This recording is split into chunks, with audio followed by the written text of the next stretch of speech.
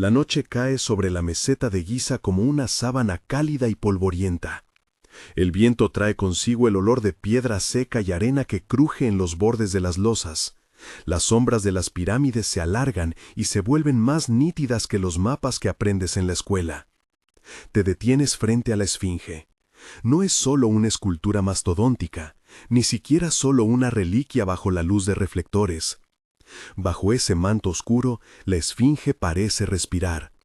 Sus ojos, erosionados y suaves, parecen haber observado ciclos de luna y sequía que se han repetido mucho antes de que alguien pusiera un nombre a los faraones. Y así, en esa quietud, una pregunta se posa sobre la arena. ¿Y si los Anunnaki nunca se fueron y todavía nos están observando?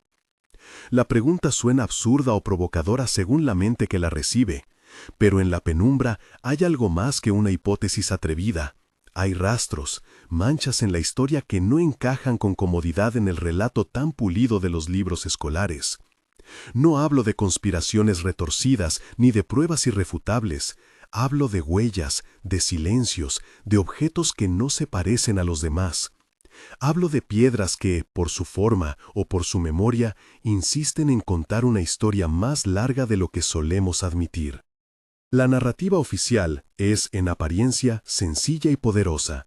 Las pirámides de Giza, nos dicen, son el triunfo de la civilización egipcia, tumbas gigantescas construidas por la habilidad humana durante la cuarta dinastía, alrededor de 4500 años atrás. Khufu, Keops, Kefren y Miserinos ordenaron erigir estas obras para asegurar su tránsito hacia la otra vida. Arquitectos, obreros y sacerdotes colaboraron en un proyecto funerario que consolidó la teología y la jerarquía de un estado emergente. La escena está clara: piedra labrada, estelas, cámaras funerarias, bienes para el más allá, rituales de momificación. Es un relato que explica por qué hay sarcófagos, por qué hay inscripciones, por qué hay una economía capaz de movilizar mano de obra a esa escala. Sin embargo, donde el relato oficial pone puntos firmes, la propia piedra presenta comas que desafían la gramática. La esfinge, por ejemplo, no fue simplemente encontrada limpia y bellamente esculpida por el soberano que la reclamó. En la base del monumento, entre sus patas, hoy vemos una estela colocada por Thutmosis IV, conocida como la Estela del Sueño. En esa losa se lee, en síntesis, la historia de un príncipe que, tras quedar inconsciente a la sombra del león, recibe la promesa de reinar a cambio de liberar la figura de su entierro de arena y restaurarla. La estela no dice que Thutmosis la haya construido, la presenta como un hallazgo y una restauración. Para muchos egiptólogos es un testimonio valioso sobre las prácticas de memoria y restauración en el Valle del Nilo. Para otros es una pequeña grieta en la versión simple de «el faraón hizo y todo estuvo limpio desde entonces». Algo parecido ocurre con la Gran Pirámide. Entrar en la historia interior de la mayor de las pirámides es como abrir una caja negra hecha de roca. Hay cámaras, pasajes, una pieza central de granito que nadie ha logrado extraer o explicar con total claridad, y una ausencia llamativa de inscripciones que clamen su origen. Hay además registros antiguos y posteriores que hablan de restauraciones o de inventarios, como la llamada Estela del Inventario, y textos y relatos que han llegado a nosotros a través de copias y referencias que complican la lectura lineal. La falta de una inscripción contemporánea que proclame «esto lo hizo Khufu» dentro de la pirámide no es una evidencia de nada por sí sola. La arqueología no siempre graba su nombre en el centro de su obra, pero sí invita a preguntarse por la relación entre el monumento y la memoria escrita. Si te gusta perderte en noches como esta, si te atraen los viajes lentos por el borde del misterio, suscríbete para seguir explorando estos silencios con calma y cuidado. Retomemos la caminata. La esfinge no es solo una figura erosionada, es un enigma geológico. En los años 90, el geólogo Robert Schoch planteó una hipótesis que sacudió los cimientos de muchas cronologías aceptadas. Observando las marcas de desgaste en los cuerpos de la esfinge y en la roca que la rodea, Schoch sugirió que las formas de erosión vertical son coherentes con el impacto del agua de lluvia abundante, no con la abrasión constante del viento y la arena. Eso es importante porque en el Sahara, los episodios de lluvia intensa corresponden a épocas mucho más antiguas que las fechas que la arqueología tradicional asigna a la Esfinge. Si la erosión fuera principalmente hídrica, la conclusión posible sería que el monumento, o al menos el bloque de roca que lo conforma, fue esculpido en un periodo en que el clima era más húmedo, posiblemente varios milenios antes, de la Cuarta Dinastía, en fechas que algunos de sus defensores situaron entre los 7000 y los 5000 a.C. La postura de Shoj no es el dogma, es una lectura basada en observación geológica y sometida a debate. Otros especialistas responden señalando procesos complejos de erosión y restauraciones posteriores. La historia se vuelve entonces una conversación entre escalas, una escala humana de dinastías, nombres y estelas, y una escala geológica que puede medir lluvias, estratos y ciclos climáticos que duran siglos. Entre esas escalas hay una fricción. La piedra conserva todo, la inscripción humana muchas veces se borra. Hay también señales en el interior que hacen difícil que todo encaje sin forzar las piezas. La cámara del rey de la Gran Pirámide guarda una caja de granito pulido, una pieza que matrimonia a los ojos de cualquier visitante por su desproporcionada sencillez y por la incapacidad técnica para explicar exactamente cómo fue colocada.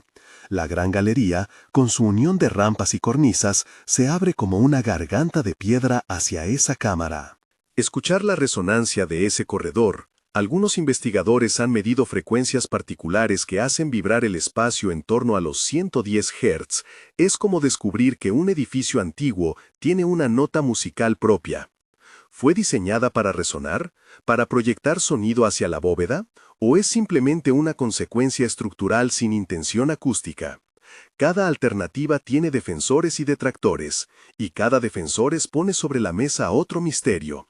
La arquitectura no se limita a cargar losetas, puede estar codificando medidas matemáticas que algunos han querido leer como proporciones armónicas del cuerpo terrestre. Hay también puertas selladas, pasajes que terminan en la nada y ejes que apuntan a la distancia. En 1993, el ingeniero Rudolf Gantenbrink envió un robot por uno de los ejes de ventilación de la Cámara de la Reina. A finales de esa exploración, el robot encontró algo inesperado, una pequeña puerta de piedra, sellada por completo y con 2 clavos de cobre o bronce emergiendo de su frente. No era una gran abertura, era una barrera deliberada. ¿Qué había detrás de ella? Gantenbrink solo pudo registrar su presencia y fotografiar los clavos que la custodiaban.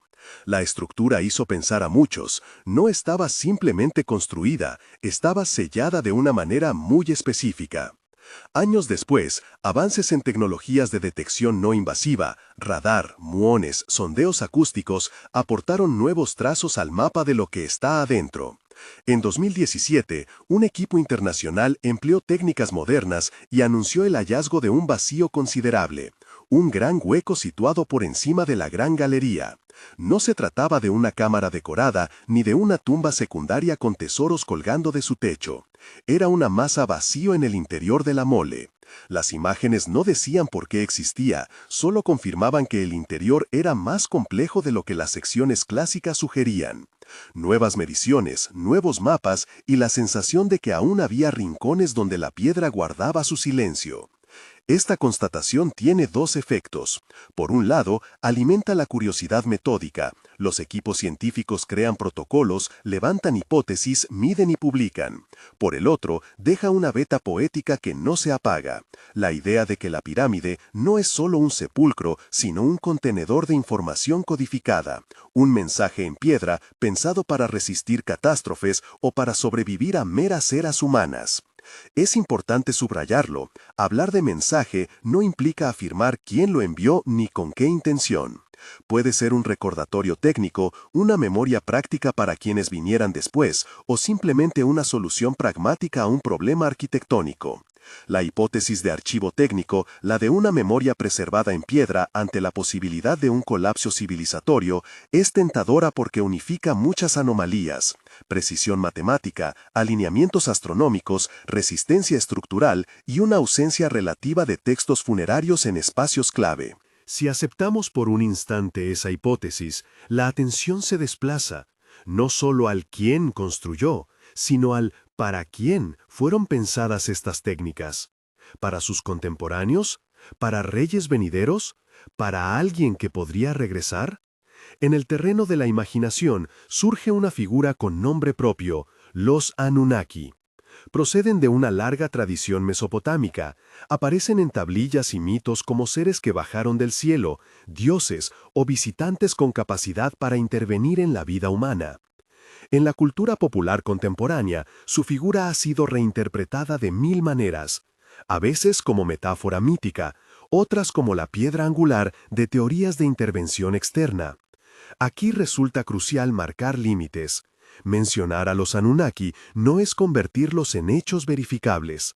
Es, más bien, traer una figura mitológica a la mesa simbólica, porque ciertas lecturas modernas la encuentran resonante con lo que muestran las piedras.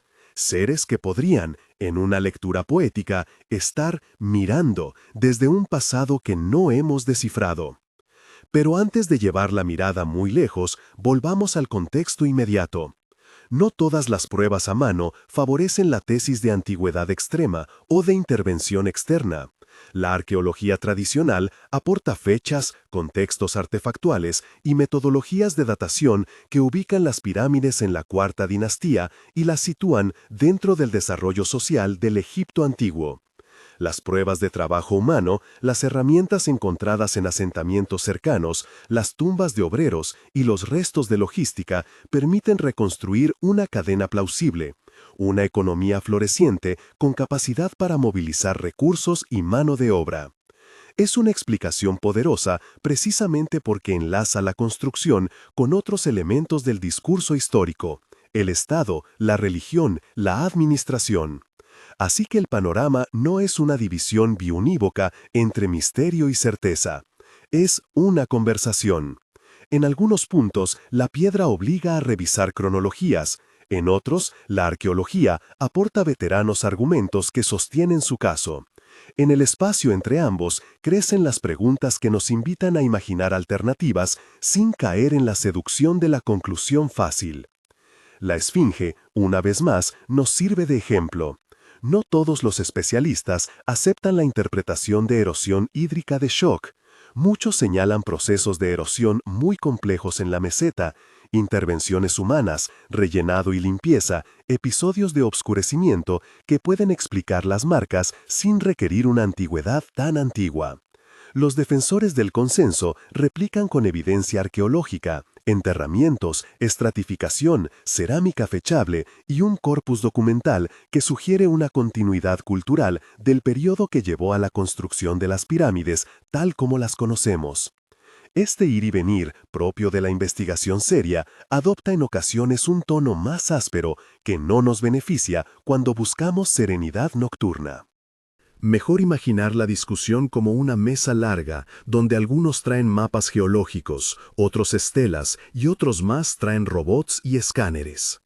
Cada testigo añade una pieza a un rompecabezas que, por ahora, queda siempre a medio armar. Hay, sin embargo, otra clase de huellas que despiertan la imaginación: la codificación matemática que algunos autores atribuyen a las pirámides. Al medir proporciones, ubicar ejes hacia el norte verdadero y observar ciertas relaciones entre altura, volumen y base, se han encontrado números que coinciden o parecen coincidir con constantes como pi o phi. Esto puede leerse de varias maneras. Para quienes estudian la arquitectura y la simbología antigua, las proporciones responden a una belleza matemática y a un conocimiento astronómico que las sociedades agrícolas necesitaban para su calendario. Para otros, que buscan un propósito más técnico, esas proporciones aparecen como un lenguaje cifrado, una clase de firmware pétreo que almacena datos sobre la Tierra misma, su circunferencia, su estación, su orientación. Son lecturas distintas de la misma superficie. Mientras avanzas por los contornos del complejo de Giza, el aire frío de la noche atraviesa los arcos que recuerda que la piedra no fue hecha para explicarse a sí misma.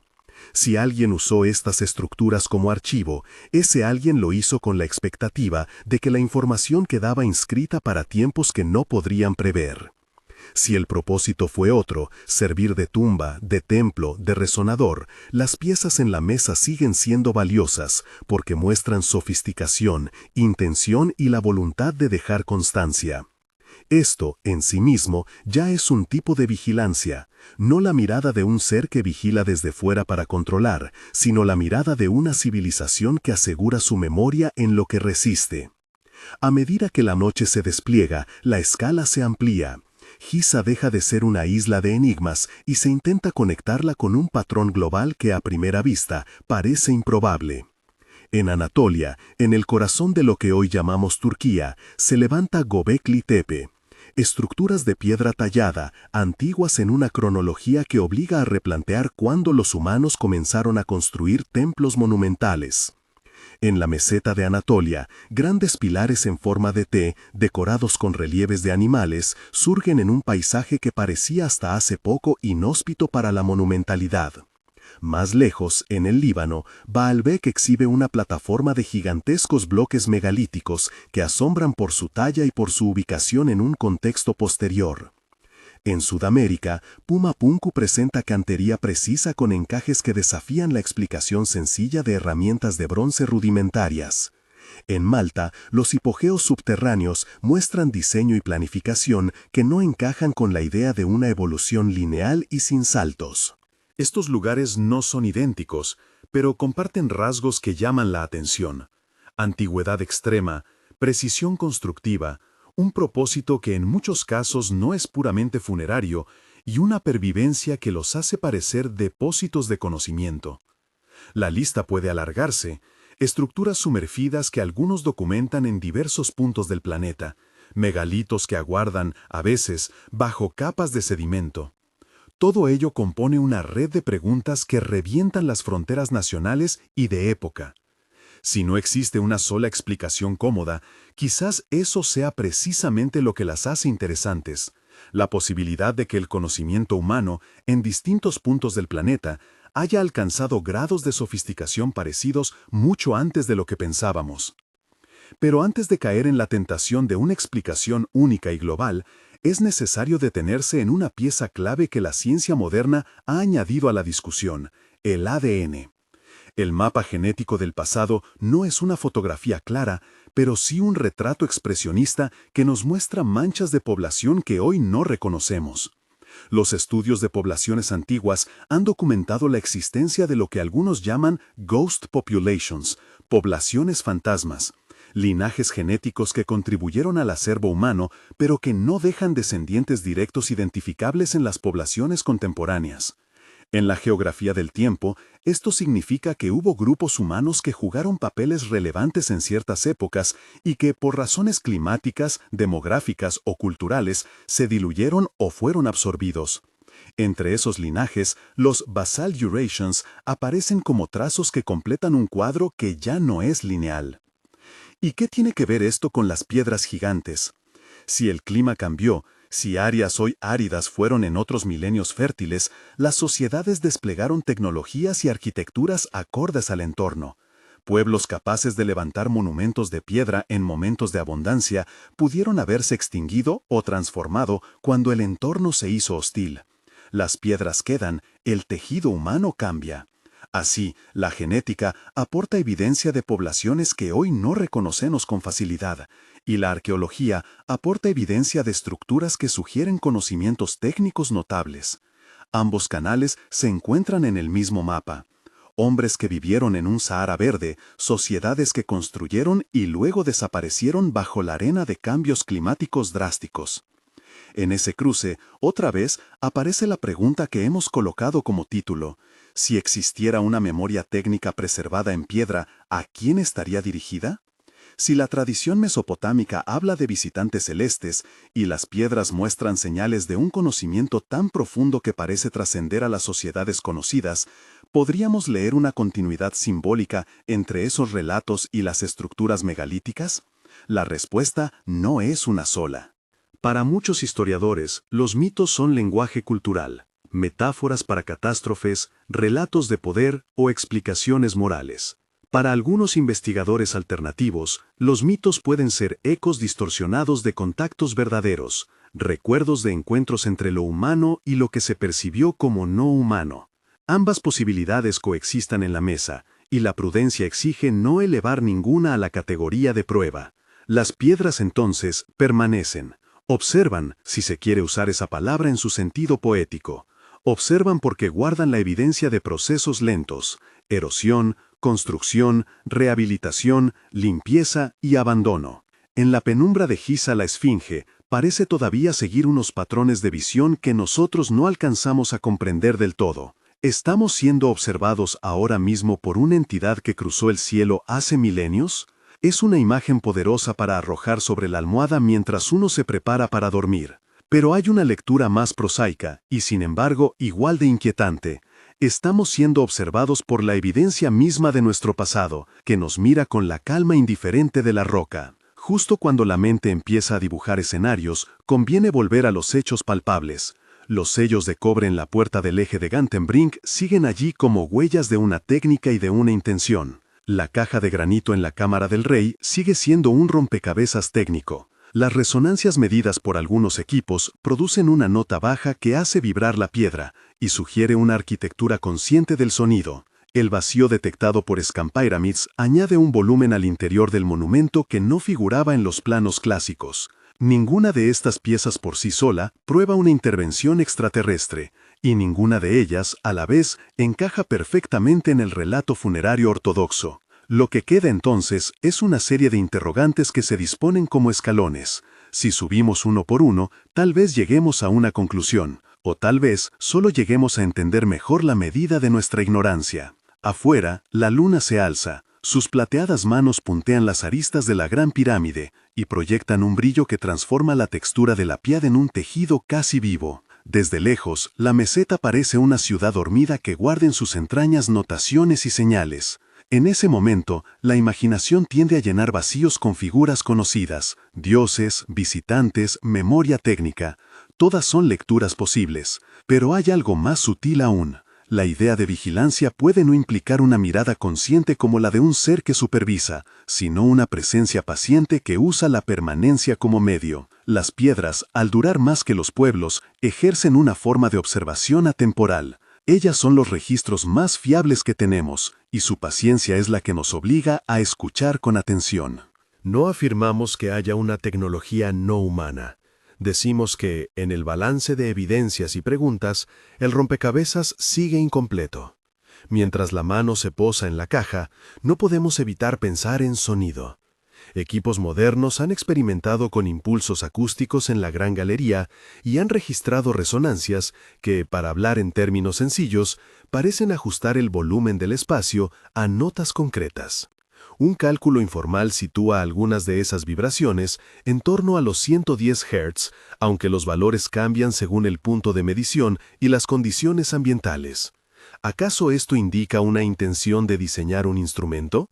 ¿O es resultado de un diseño estructural que, por su propia geometría, responde a ondas sonoras de ciertas frecuencias? Las dos alternativas son legítimas en la mesa de discusión científica. La primera sugiere un uso ritual o funcional del sonido. La segunda, una coincidencia derivada de la ingeniería. Ambas opciones conservan encanto. Al otro lado del corredor, los llamados ejes de ventilación que apuntan hacia el exterior terminan en puntos que la tecnología moderna ha transformado en teatro de descubrimiento. En 1993, Rudolf Gantenbrink envió su robot por uno de esos conductos y mostró al mundo una puerta con 2 clavos metálicos en su frente. No era una revelación de tesoros, ni un pasaje que se abría hacia un santuario olvidado. Era una barrera deliberada, diseñada para impedir o preservar. El robot documentó la presencia del sellado y dejó preguntas. ¿Barrera ritual? ¿Cierre técnico? ¿Marcador simbólico? Gantenbrink hizo lo que la ciencia debe hacer: registrar, medir y reportar. Esa imagen, la de una puerta pequeña y cerrada dentro de la mole, se quedó en la imaginación pública como un umbral hacia lo oculto. Décadas después, técnicas no invasivas multiplicaron esos umbrales en nuevos mapas. La tomografía por mones encontró vacíos donde no los habíamos imaginado. Los radares hallaron irregularidades. Las mediciones sísmicas sugirieron huecos que los planos antiguos no mostraban. En 2017, el proyecto Scan Pyramids informó de un gran vacío encima de la Gran Galería, un espacio de dimensiones considerables cuya función desconocida dio pie a especulación y cautela por igual. Esos métodos no abren nichos con picos y palas, trazan variaciones de densidad y presencia material. Sus resultados son mapas agregados, con márgenes de error y con interpretaciones distintas según quien los lea.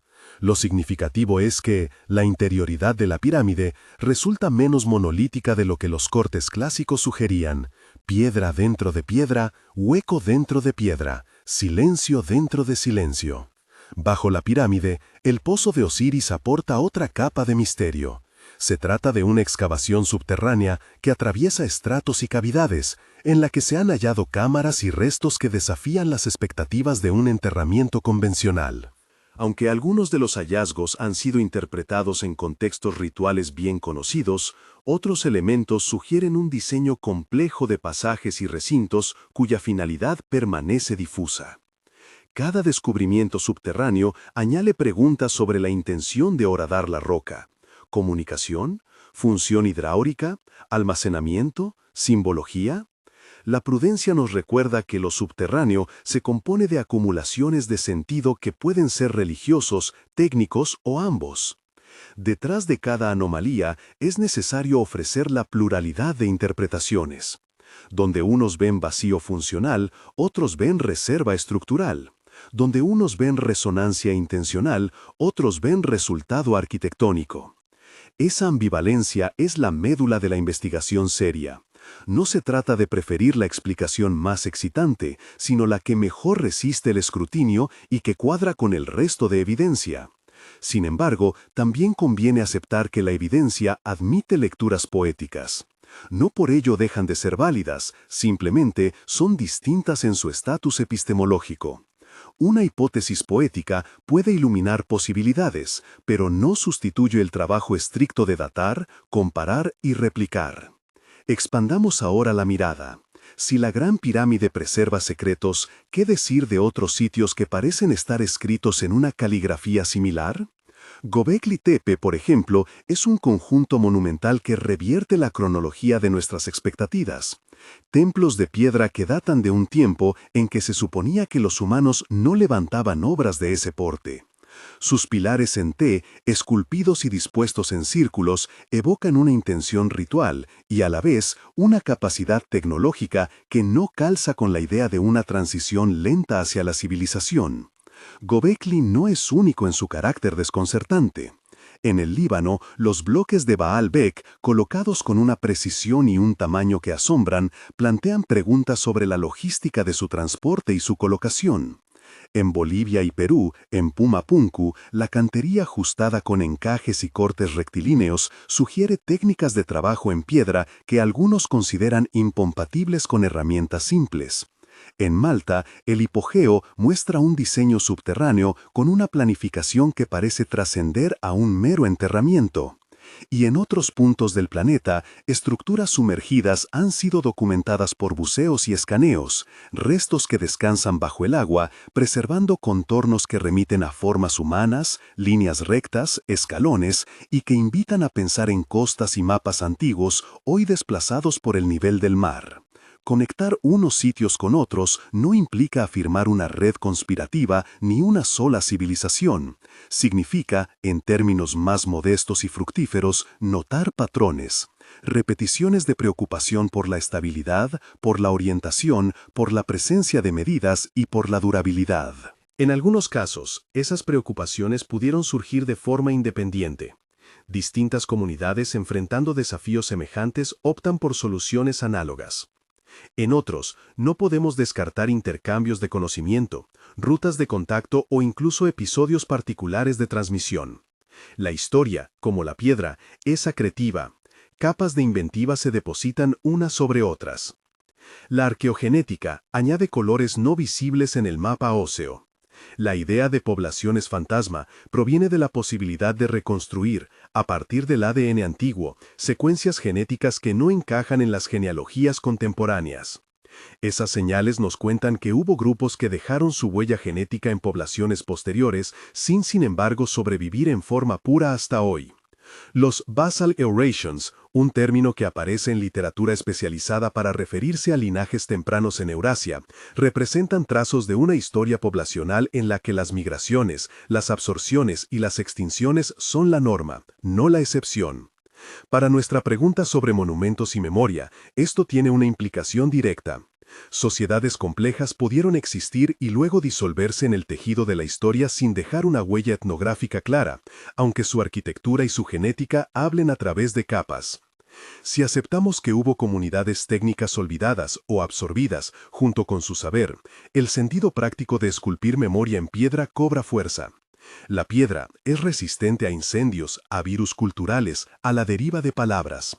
Codificar una técnica en piedra es hacer una apuesta por la durabilidad. ¿Para quién? Para quienes vendrían después, sucesores, salvadores o, en el terreno de la hipótesis mitológica, visitantes. Es ahí donde las historias mesopotámicas irrumpen con su carga simbólica. Los Anunnaki provienen de una geografía textual diversa.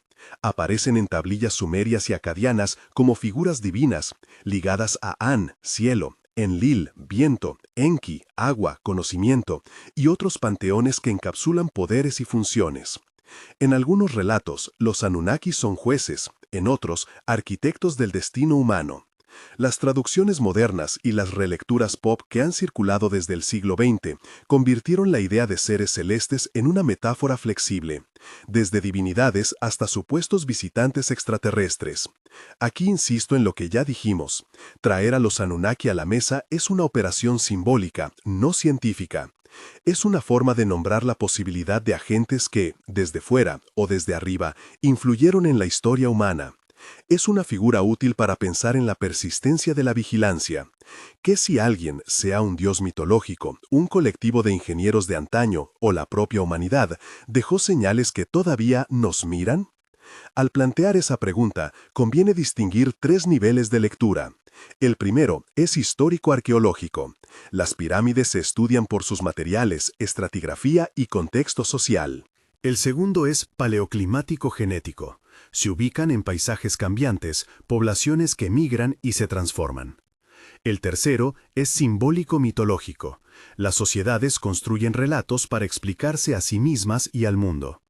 Los Anunnaki pertenecen con claridad al tercer nivel, y su presencia en la discusión contemporánea funciona como puente entre la evidencia física y la imaginación cultural. No es, por tanto, una explicación científica, pero sí una clave hermenéutica poderosa. Si leemos las piedras como textos capaces de hablar en varios registros, la figura del visitante celeste puede ser una metáfora de memoria, de pérdida y de expectativa. Volvamos a la pregunta formulada al principio, pero ahora con la caja de herramientas llena. ¿Y si los Anunnaki nunca se fueron y todavía nos están observando? Si entendemos Anunnaki como una metáfora de un observador que dejó instrucciones y señales, un depositario de técnica o un arquetipo de vigilancia, la pregunta adquiere una resonancia distinta. Podría leerse como, ¿y si la preservación de conocimiento fue pensada para un receptor lejano, y ese receptor sigue siendo la humanidad misma, que recibe y a veces no descifre el mensaje? En esa lectura poética, las piedras nos observan tanto como nosotros las miramos. Conservaron restos de razones, mediciones y protocolos en un lenguaje que aún nos cuesta leer. La mirada no tiene por qué pertenecer a seres que literalmente no se fueron. Puede ser el gesto de salvar lo esencial, la voluntad de que algo perdure en condiciones extremas.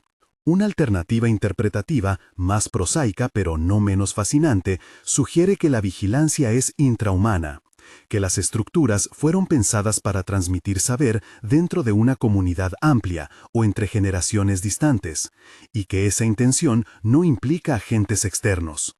Un ejemplo análogo serían los códices y los monumentos medievales. Nadie asume que un catedral vigila a las personas en sentido sobrenatural. Sin embargo, su presencia codifica normas, calendarios y saberes. Aplicado a las pirámides, la hipótesis es coherente. La arquitectura es vehículo de memoria y de organización. No excluye, eso sí, la posibilidad de que relatos mitológicos incorporaran, en forma poética, la idea de seres superiores vinculados a esa memoria. Importa además mantener la perspectiva crítica. Cuando se habla de mensajes en piedra, se corre el riesgo de leer patrones donde no los hay. La correlación no es causalidad, y la coincidencia de números aparentes, pi, phi, alineaciones, puede responder a sesgos interpretativos. Un investigador honesto puntualizará cuando un número es fuerte y significativo, y cuando se trata de una lectura flexible. La matemática puede ser enseñada como un código universal, pero también es el reflejo de la búsqueda humana por belleza, orden y previsibilidad. Desde arquitectos hasta agricultores, el conocimiento numérico sirve para lo práctico y lo simbólico. Aún así, la acumulación de anomalías, erosión hídrica plausible en la Esfinge, espacios vacíos detectados por muones, puertas selladas documentadas por robots, cantería precisa en sitios remotos y rastros genéticos de poblaciones hoy invisibles, compone un paisaje intelectual en el que la hipótesis de memoria técnica es comprensible. Que esa memoria técnica haya sido dejada con la intención de ser leída por alguien del futuro no es improbable. Que haya sido idea de un grupo humanamente posible es más probable aún. Que la figura de los Anunnaki sirva como símbolo para articular la lectura mítica de esos hechos es, históricamente, verosímil. Pero nada en ese conjunto exige que abandonemos la prudencia. En la penumbra del subsuelo, entre cámaras laterales y pasillos que el tiempo ha llenado de polvo, la pregunta central se transforma en un llamado a la escucha. ¿Podemos, en 24 horas de vida moderna, aprender a decodificar un protocolo concebido para resistir miles de años? Es una pregunta práctica. Implica desarrollar métodos interdisciplinarios, arqueología, geología, acústica, matemáticas y genética, para desenmarañar capas que no se entienden desde una sola disciplina. Esa necesidad interdisciplinaria es precisamente lo que impulsa los proyectos contemporáneos. Equipos de físicos y egiptólogos, de geólogos y arquitectos, trabajando con prudencia y con métodos no invasivos. El progreso en la lectura de la piedra dependerá sin duda de que esas conversaciones sean continuas y respetuosas. Mientras reflexionamos, la idea de vigilancia cambia de naturaleza, deja de ser imagen de control y pasa a ser figura de herencia. Nos observan porque dejaron trazas, nos observan porque, en el fondo, la historia es un registro que espera ser consultado. Si la hipótesis de un archivo en piedra fuera correcta, entonces la verdadera pregunta no es quién nos mira desde las alturas, sino qué estamos dispuestos a escuchar. Las piedras no piden sacrificios, piden atención técnica y paulatina. Nos recuerdan que la memoria es frágil y que su preservación requiere intención. Y ahora, al acercarnos al clímax de esta pequeña exploración nocturna, conviene bajar el ritmo. La mayoría de preguntas siguen abiertas, esa es la belleza y la humildad de la indagación. Las estelas que testimonian restauraciones, las mediciones de resonancia, las puertas de Gantenbrink y los vacíos detectados por muones no son pruebas de intervención extraterrestre. Son voces que nos piden con paciencia pétrea que las entendamos en múltiples registros. Las historias de Anunnaki, por su parte, funcionan como mapa simbólico para nombrar la posibilidad, no la certeza, de agentes que intervinieron o que inspiraron relatos sobre intervención. Si preferimos la metáfora, los Anunnaki son la figura que articula el asombro humano ante huellas que no encajan con facilidad. Imagina otra vez la meseta, ahora desde lejos. La luna arroja un brillo lánguido sobre la piedra, y la esfinge se recorta como una figura que no necesita nombramiento urgente. Observa el cielo y la arena, y en esa observación hay una calma que no exige respuestas inmediatas. La hipótesis de vigilancia se transforma entonces en consuelo. Las piedras han conservado lo que pudo perderse. En un mundo donde las palabras se volatilizan, la roca ofrece una escritura lenta. Antes de terminar, una advertencia necesaria. La fascinación por los enigmas no debe llevar a actos imprudentes. Los sitios arqueológicos se conservan gracias a protocolos y a la labor de quienes estudian con rigor. Excavar sin permiso, acceder a cámaras selladas o destruir contextos es robar al futuro. Si algo nos enseñan estas piedras es que la protección del patrimonio es la condición mínima para que la curiosidad no se convierta en daño. La noche, al fin, cede a un silencio más tibio.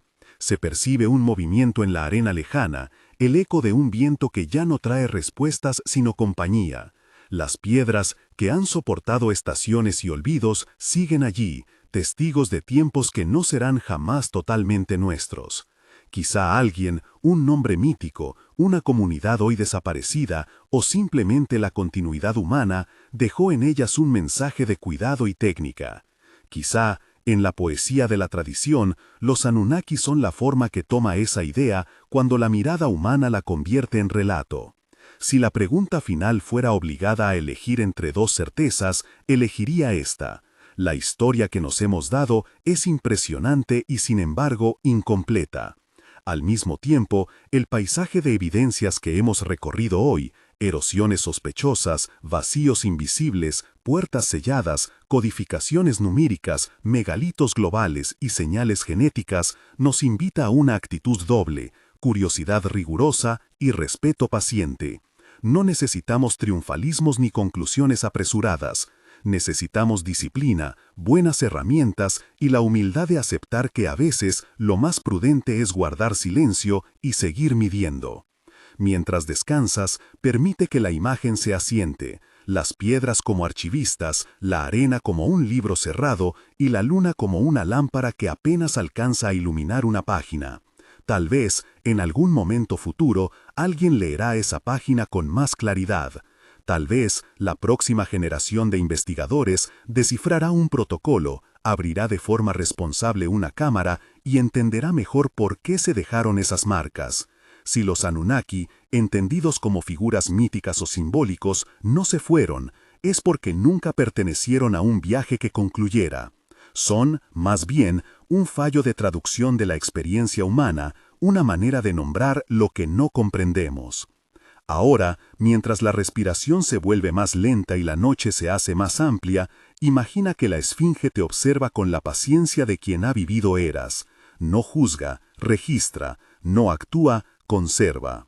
No nos espía en términos de poder, sino que nos recuerda que el pasado es una gran biblioteca cuya sala principal está hecha de piedra. Si te dejó pensando, comenta abajo qué imagen te quedó más cerca del corazón, la del archivo en piedra, la del visitante mítico o la de la simple pervivencia humana. Y suscríbete si quieres que sigamos paseando por estos misterios nocturnos. Duerme ahora con la idea de que, sea quien sea el que mira, la tarea que nos toca es aprender a leer con paciencia y con respeto, porque la memoria es un regalo que la piedra nos hace si nos cuidamos de escucharlo.